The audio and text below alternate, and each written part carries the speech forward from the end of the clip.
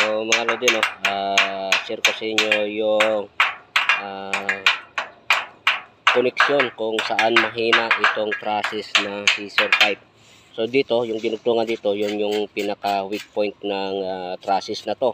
Kaya kung papansin nyo, may napapanood ko yung balita na bumabagsak na covered cord, no? Dito yon, dito nababali. So kami, iniwasan namin yan. Sa plano wala na ito, no? Itong angle bar na to, wala na yan sa plano. So kami, sinisigurado lang namin para matibay. So ito, naka full wheel dyan, paikot itong plate, sa itong plate na to, saka pa namin lagyan ng ganito para magiging ganito. So yan. Yan yung pinapatibay dapat dito kasi ito yung weak point ng ganitong klaseng trusses. Isipin nyo na lang na mabigat ito. Iangat natin to na buo, no? Then pag sinalpak natin sa taas, yung mismong bigat nito kakargahin niya rin, kaya madalas ay ito ay nababali. So para maiwasan yan, nagdadagdag kami ng panibang karagdagang patibay. So kagaya nito, yan, lahat yan nilalagyan namin ng angle bar. So yung kapal ng angle bar na to ay 8 mm. So napakakapal nitong angle bar na to. So yan, no, 8 mm na angle bar ito, para maiwasan natin yung mabali. So panigurado lang. So ito mga lodi, no, kung nagpipintura ay wag nyong kaligtaan na mag primer.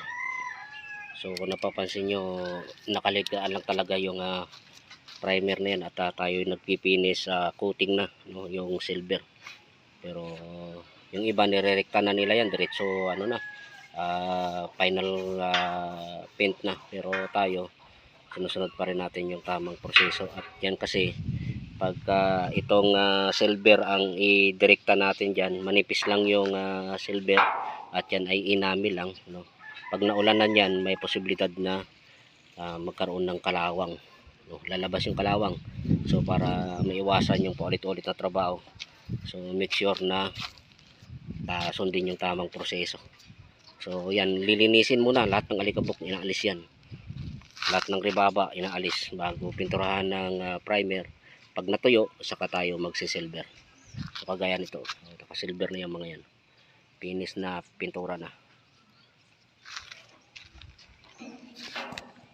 So mga lodi, no, magsisit up na kami ng maliit na trusses, yung inner trusses, no. So panoorin nyo ito para kahit papaano may idea kayo kung paano ito sinisit up. So ito, ang pag-angat, kailangan yung ating boom ay nandoon na sa loob. Hindi po pwedeng yung boom natin ay nandito, diniangat natin, hindi natin yan maiabanti papunta doon. So kailangan yung boom natin ay nasa loob. So dito yung angat natin. At ito kailangan naka-level. Hop, tingnan nyo muna. J, silipin mo ito. Woo, woo! Silipin nyo to. Kumuha kayo ng patungan. Yung may patungan yata tayo na malaki.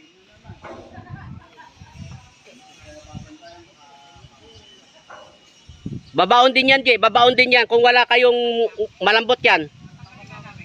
Sige. Lagyan nyo ng mukhang okay naman yan eh. Okay na yan yung taas niya. Lagyan nyo lang ng patong na hindi siya bumaon. So, kasi malambot yung lupa natin. At ang nito, kailangan nito ay pantay siya, no, nakalibil. Para pagka tinaas natin ay hindi siya namimilipit. So dito ang dugtungan nito. So lalagyan natin ito ng bolt, then ipo-full weld paikot para safe.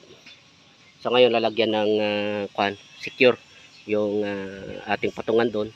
Lalagyan ng sapin yung paa para hindi bumaon dahil tingnan nyo naman, lupa natin dito ay malambot, no, basa.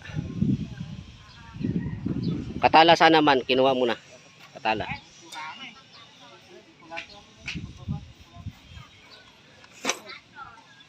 So pagka naka-align na to, naka-level, lalagyan na ng bolt, din ay full weld.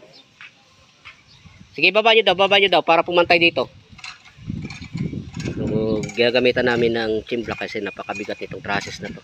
Para hindi naman mahirapan yung mga kasama natin.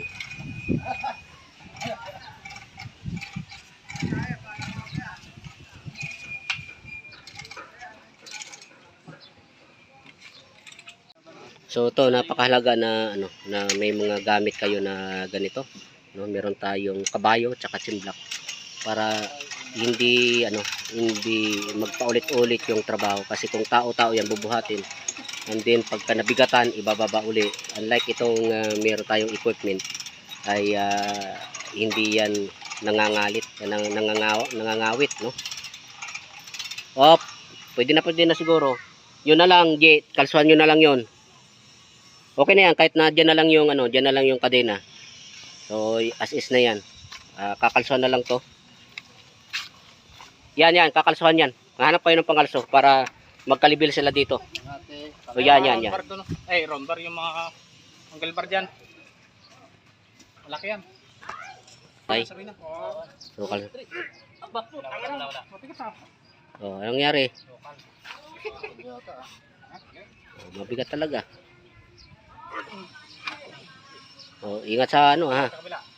Ayun oh, halos tapat na. Yung kamay mo dyan baka... Oh, ayan, tapat na. So ito, tapat na. Ilalapit na lang to. Ilapit na lang. Ito ang tulak natin, may kalso yan. Ganito. Ilapit na lang.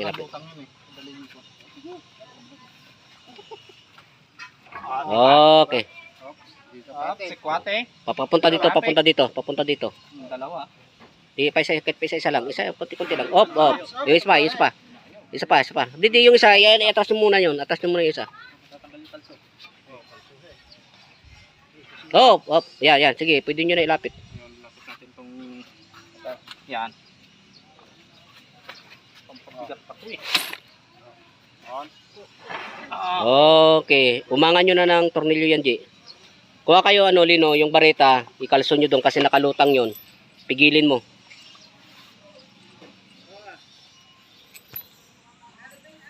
Kamay nyo So, yun. Pipigilin lang kasi nakalutang yon para lumapit dito. Then, tutornilyohan. Kaya nang hilahin ng tornilyo yan.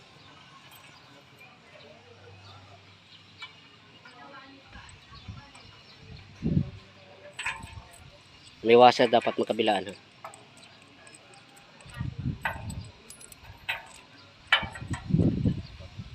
Bira mo pa tatalino. Oh, yun. Sige, pagkapangkusang lalapit na yan.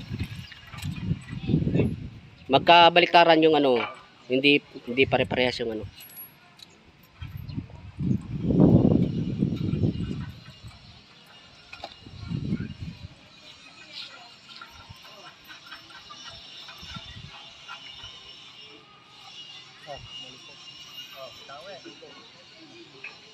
Oh, tingnan mo Jay kung kung pantay ang nito, clearance nito sa taas at sa baba. Kung wala, kung kailangan may ibababa diyan o itataas. To. Itaas niyo yung chimblock doon. Itaas niyo yung chimblock. Para tumaas yan. Para pumantay ito. Kasi itong plate natin ay naka-eskwala, naka-label yan. Hindi pwedeng hindi lumapat yung magkabilang labi niyan. Sige pa. Yan.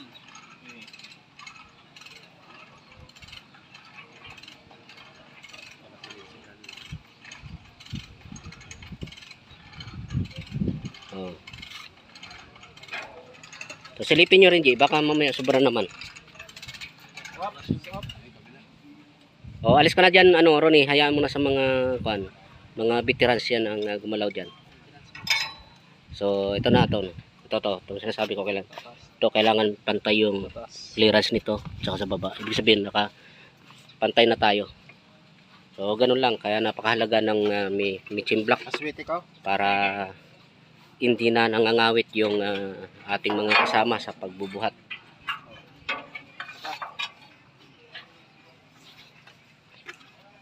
kung kulang pa. At ito maghanda rin ng pangkalso. Yan, napakahalaga niyan. Yung mga ging adjustment natin. Patay na? O, sige, good.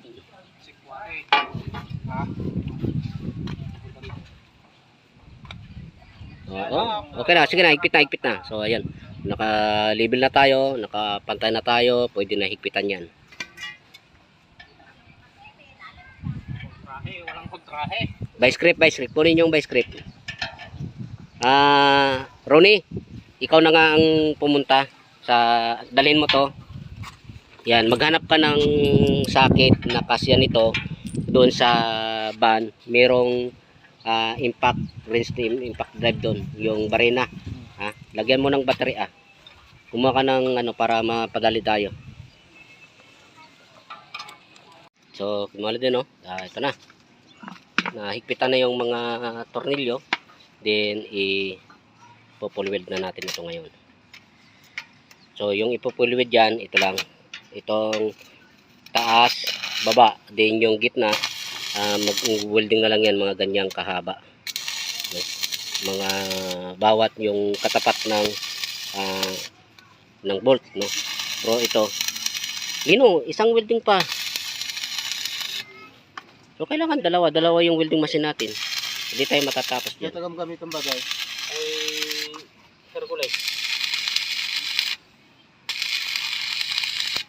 So, kailangan dalawang welding na para sabay na matapos.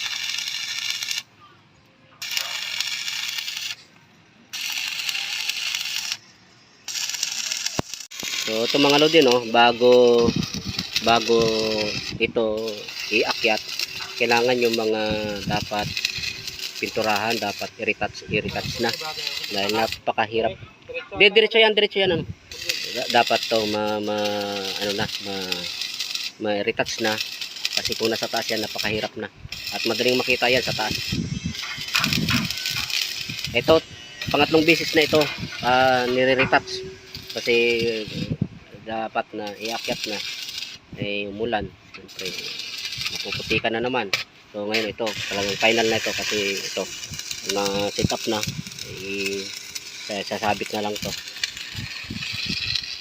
Yung banda diyan nan, yung banda diyan sa may kasi gaganon yan, tatama sa lupa yan, wag muna. Yung bandang dito lang yung pagliko na ganyan. Yan lang yung pinturahan nyo muna. Kasi pag tumayo yan ganyan, ang mangyayari niyan, sasayad pa rin sa lupa. So yan pinapupunasan ko na. At pasensya na kayo sa mga kasama ko na isa talagang yan, hindi nagdadamit, no. Ilang beses na yan na sinita ng barangay pero ayaw magdamit. So wala tayong magagawa. Pagpasensya nyo na. Baka mabas nyo kami dahil may kasama tayong hindi nagdadamit. Pinaalala ko lang sa inyo, talagang matigas ang ulo niyan, ayaw magdamit. Pasensya nyo na. So nahagip lang ng kamera kaya baka sabihin nyo pumapayag tayo na may kasama tayong walang damit. Ano lang yan dito, palaboy lang yan dito. Kinuha na namin. Hindi, mga lodi talagang yung taong yan hindi talaga nagdadamit, no. So ito yan bodigiro ng kumpanya, no. At inabsorb natin para may makakatulong tayo problema kahit anong natin ayaw magdamit, no. So pabayaan nyo na, lang talaga. So ito kailangan ma-fully retouch itong mga hindi na kaya tingnan. Ngayon nga, pangatlong beses na ito piniturahan. So ganun talaga. So ito, pagkatapos nito ay isasabit na. Diretso akit na ito. So ito mga natin, ito yung ginagarantiya namin na talagang napakatibay ng dinugtungan namin ito sa connection. So tingnan nyo, ito nakapulweld yan sa loob, and then nilagyan namin ng angle bar. So D3 na 8mm yan, kinapal dito, then pinulweld sa ikot din. May tornilyo pa tayo, nakahigpit yung tornilyo, and then ipinupulweld dito sa ibabaw nito, pinupulweld din sa baba. Then ito kahit na 4 lang na malalapad, mahaba. So ganun siya katibay para sa ganun ay wala tayong magiging problema, hindi tayo kakaba-kaba na pag inangat natin ay mabali. So itong tapal na to ay wala sa plano yan. Yung hinang na to ay wala din sa plano. So ang talagang dinugtungan ng connection nito ay yung bolt lang. So siyempre ay manigurado na tayo dahil pag nagkamali na ay wala na. Wala na ibang sisihin kundi yung tayo ang gumawa, hindi yung design. So di ba rin magdagdag tayo, huwag lang tayo kulangin. Nasa alam natin magkaroon tayo ng problema. So ganun dapat yung ating mindset ba. Hindi yung wala naman sa plano, hindi natin ilalagay. So tayo, kahit wala sa plano, alam natin na makakatulong. So ilagay natin. Dagdag trabaho yan pero sigurado naman tayo dyan. Dahil pagka yan inabali, wala na. Kahit anong paliwanag mo dyan, hindi natatanggapin. So mas maigi na manigurado na tayo. So ngayon ay meron na tayong isang kasama doon sa taas. So bibirahin na ito, no? Iakit na. At tapos na rin i-retouch, no? Yung mga dapat i-retouch. So ito pag tayo nito, meron pa tayong wewildingin diyan.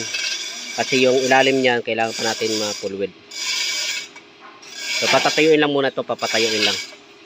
So kaya isang tao lang ang ang umakyat. Kasi magaan lang to, patatayuin lang to. Ito habang tumatayo, alalayan ito. So, tingnan niyo yung wire. Yung mga pwedeng makapigil. So alalayan to pag patayo para hindi naman mamililipit niya. Kung napapansin niyo yan, mimilipit na. Pero hanggang yan lang yan yung niya.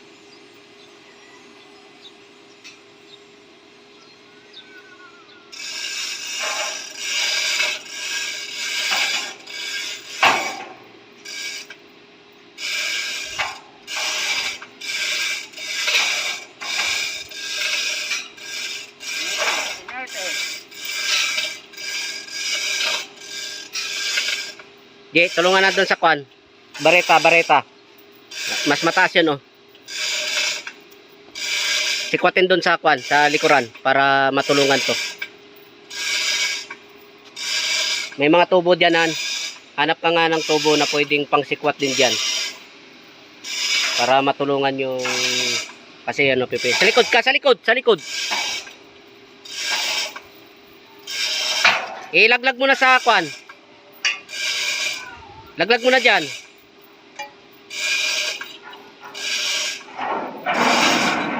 Okay. Ayun, nawala na yung tension niya. So, ganun lang. Tulungan lang para hindi naman to mamimilipit yung ating trusses.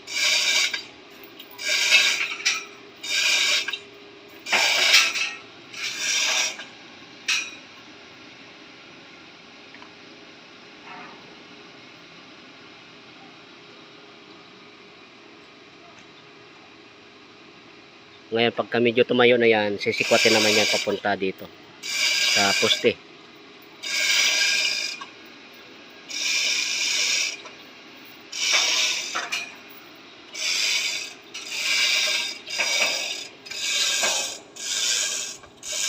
So magaan pa lang yan, magaan.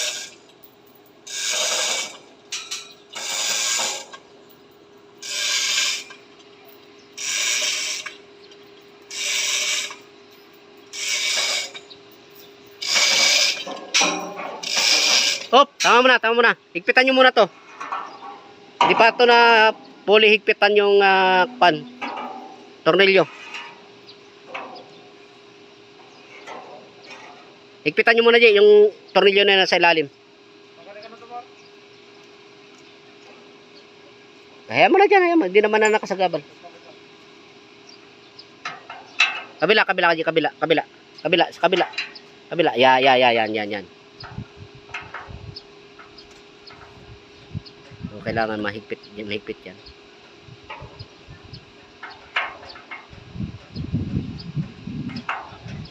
Kasi tulungan ko muna.